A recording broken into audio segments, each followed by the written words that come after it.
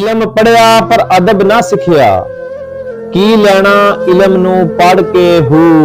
हमारा आज का मौजू है मुकद्दस कुरानी आरात का अदब और मुकद्दस कुरानी आयात और औराक का तहफ़्फ़ुज़। कुरान करीम दुनिया की वाहिद एक ऐसी किताब है जिसकी जिम्मेदारी अल्लाह तबारक व तआला ने खुद ली है। एक जगह अरशाद बारी ताला है कि इस कलाम को हमने ही नाज़िल किया और बिलाशुबा हम ही इसकी हिफाजत करने वाले हैं। उलमा इकराम ने लिखा है कि जिस तरह अल्लाह तबारक व तआला ने कुरान करीम की हिफाजत की जिम्मेदारी ली है, हदीस रसूल सल्लल्लाहु अलैहि वसल्लम की हिफाजत भी इसी तरह होती रहेगी।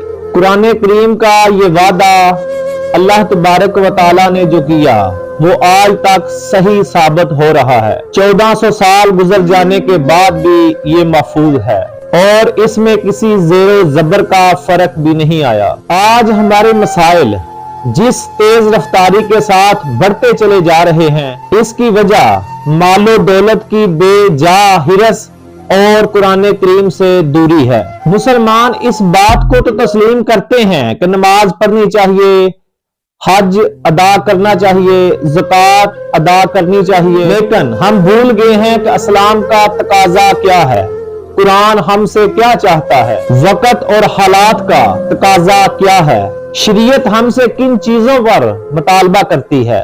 इन जैसे सवालात पर गौर फिक्र करने की जरूरत है। अरशाद बारी ताला है कि ए इंसान, तुम्हें किस चीज ने अपने मेहरबान रब से धोखे में रखा हुआ है। लोगों को उनकी हवाइश की चीजें यानी औरतें, सोने के बड़े बड़े ढेर और बच्चे और निशान लगे जानवर और बड़ी बड़ी मालो दौलत और मालो जर की बड़ी बड़ी चीजें, मवेशी और खेती, ये सब दुनिया की जीनत की बड़ी बड़ी चीजें लगती हैं।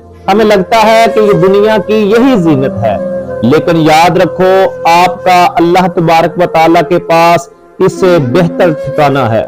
लेकिन अफसोस की बात यह है कि आज हम खुद कुरान से दूरी और कुरान की बेहरमती और बेअहतरामी में खुद मुब्तला होकर रह गए हैं। बेहरमती का आलम यह है कि अब कुरान करीम सिर्फ सजाने के वास्ते अपने घरों और मस्जिदों की अलमारियों में रखा जाने लगा है। कुरान पढ़ने और पढ़ाने वाले दीनी मदारस के तुलबा और उलमा से नफरत की जाने लगी है। और अफसोस का मकाम तो यह है, अब कुरानी आयात को जलसे और तकरीबात के पोस्टरों की जीनत बनाकर इसकी बेहुरमती की जा रही है।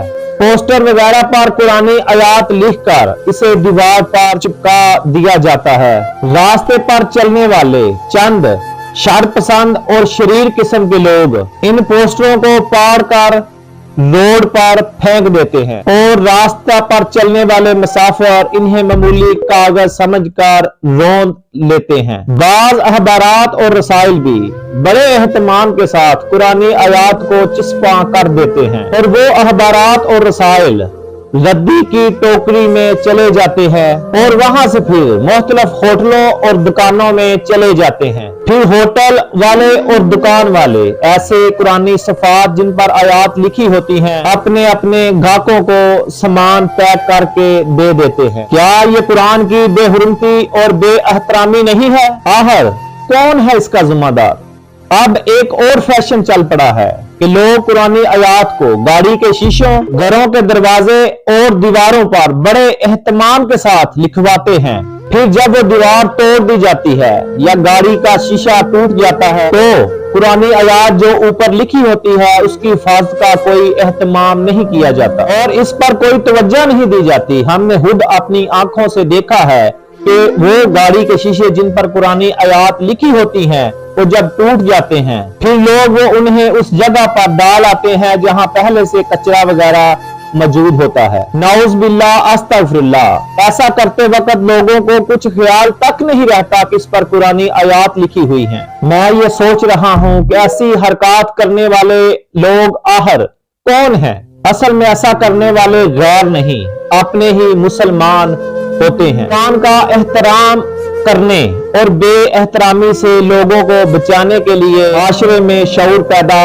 करने की जरूरत है। तब तक हमारे हालात कभी दुरुस्त नहीं हो सकते जब तक हम कुरानी आयात का एहतराम करना नहीं सीख जाते। कुरानी और आपकी बेहरमती को फौरन रोकना चाहिए और इसका सद्देबाब करना चाहिए और एक तहरीक चलाई जाए मुकद्दस कुरानी और आग को समेटने की, जो हमारी इस टाइम एक अहम जरूरत है। और जगह जगह कुरानी महल तमीर किए जाएं ताकि कुरान करीम के मुकद्दस और आग हमेशा के लिए बाइज्जत तरीके से महफूज रह सकें और लोगों को कुरान हदीस और मुकद्दस कुरानी आयात और अहादीस मुबारका की इज्जतो एहतराम की तरफ तवज्जो दिलानी चाहिए। अखबार और रसाइल वालों को भी ऐसी बेदारी की मुहिम चलानी चाहिए। अल्लाह तबारक व तआला हमें कुरान करीम की इज्जत व तकरीम करने की तौफीक अता फरमाए।